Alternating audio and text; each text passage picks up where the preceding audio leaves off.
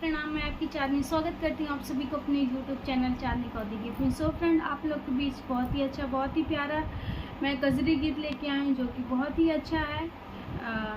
गौरा जी जाती हैं फूल तोड़ने, कैसे जाती हैं, आप लोग क्या पहन के जाती हैं, आप लोग वीडियो को लास्ट तक सुनिएगा, बहुत ही आनंद आने वाला है। आप सभी से रिक्वेस्ट है वीडियो को फुल वॉच करके जरूर सुने। और छोटा सा फूले तोड़े चाली गौरा बाबा फूलवरिया, पाहिनी की धानी रंग चुनरिया ना।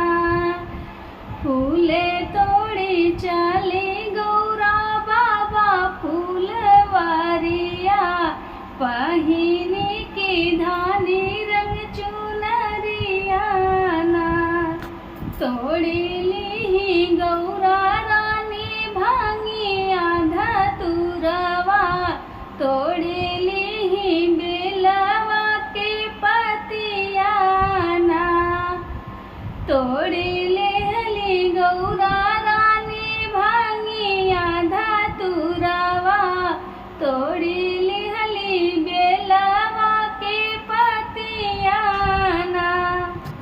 फूले तोड़े चाली गौरा बाबा फूलवरिया, पाहिनी की धानी रंग चुनरिया ना। पाहिनी के धानी रंग चुनरिया ना। बासहार चढ़ी आवे साधुए के जोगिया, देखी गौरा गईली डेराई ना। देखी गौरा गईली डेराई ना। भांगी आधा तुरवा जोगिली है गठियाई, सब फूल दिए छितराई ना।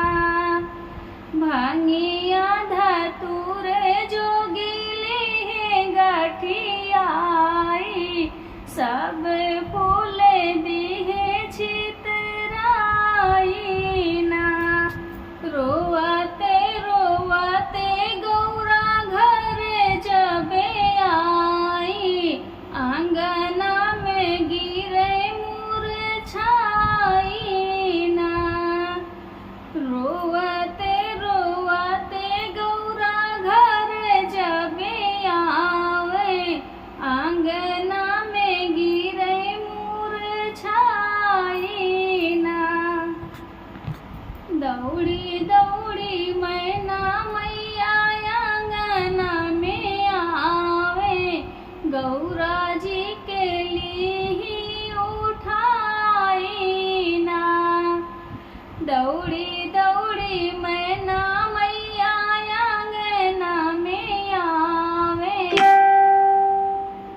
ली गौरा के उठाई ना। काऊ देखी मोरी बेटी गाई मुरझाई, काऊ देखी गायो तू डेराई ना। काऊ देखी मोरी बेटी गायो मुरझाई, हम का तो दे तू बताई ना। गौरा रानी चा